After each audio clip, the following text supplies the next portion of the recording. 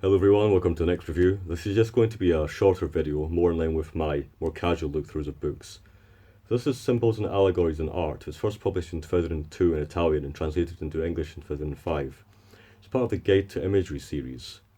I just love this book. I read it a fair while ago and I just continue to come back to it. Indeed, I actually used this as I included it in a suggested reading list for an essay I wrote. But I just love the way this book feels for a start. Very heavy, very well produced, very glossy pages. It's primarily set up into these different categories. There's four main categories: time, man, space, and allegories has its own section. The idea is to show various representations and depictions of these main categories. So for example, time will have Ouroboros, Oceanus, Aeon, Christ Chronicrator, the zodiac, the seasons, all different times of the day and night, the ages of the world, the ages of man, things like this.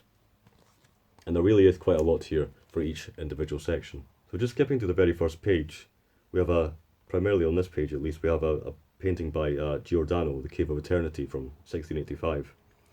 So we get some useful annotations. It's just a smaller painting.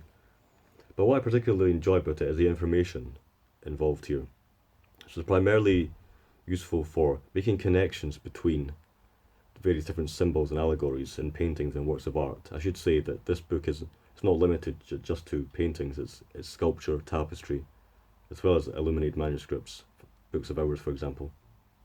So returning to Ouroboros.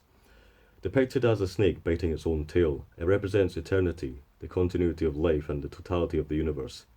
It is the primordial symbol of creation. And particularly useful on the left-hand side for each work of art in this book, we have these sections: derivation of the name, origin of the symbol, characteristics, religious and philosophical traditions, and related gods and symbols. So for example, Ouroboros, the derivation of the name Ouroboros, from the Coptic Oro meaning king, and the Hebrew Ob meaning snake. Religious and philosophical traditions will have Gnosticism, Hermeticism, alchemy, and theosophy. Particularly useful is the very last subsection of this, on the left-hand side here, is related gods and symbols.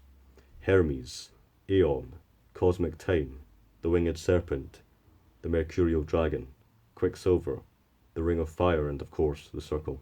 There really is just so much to look at, and it's particularly useful for, of course, older styles of art that are more allegorical. They're more dependent on an understanding of history and of mythology. So the book really is useful. It just landed on a random page here by a painting by Dossi, Night or Dream, 1544. Nice full page spread here. And the annotations, for example, they can be quite obscure. So for example, the monsters on the left hand side here. The monstrous creatures, personifications of nightmare, are drawn from Lucian's True History. The twig held by sleep is imbued with water from Lethe, one of the four rivers of the underworld, which has mythical sedative properties.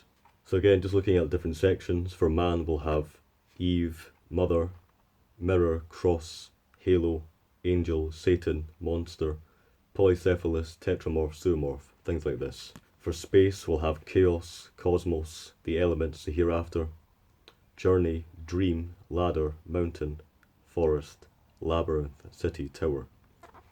I'm just struck by the wealth, the store of wisdom in older styles of art, particularly. I love this page in particular, just the way it looks, of chaos, symbols, and fantastic art here, the engravings and whatnot.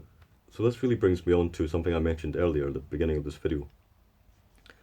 I have to admit, I really do lament certain styles of art and the way that we don't really view art as being worthwhile anymore. So I really do think of it as two sides of a spectrum.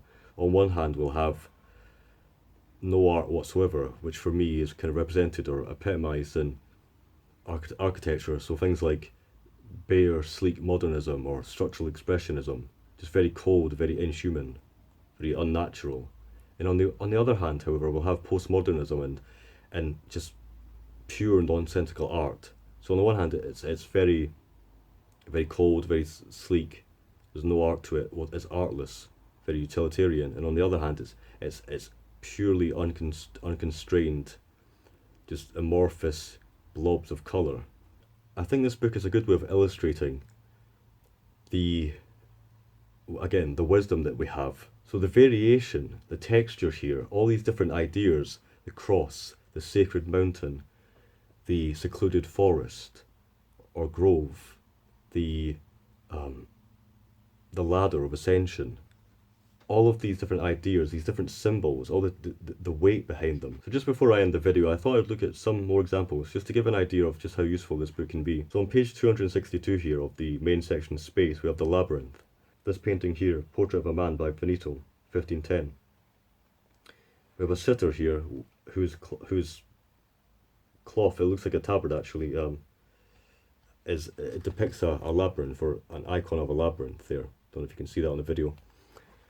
And we might not understand what the labyrinth really means, but in this respect, it means the labyrinth guarding the secrets of the sitter's heart, emphasizing silence and reserve. I think what I enjoy most is when painting and prose combines, and I just love, for example, this page here, a painting by Pisanello, The Vision of St. Eustace, 1440.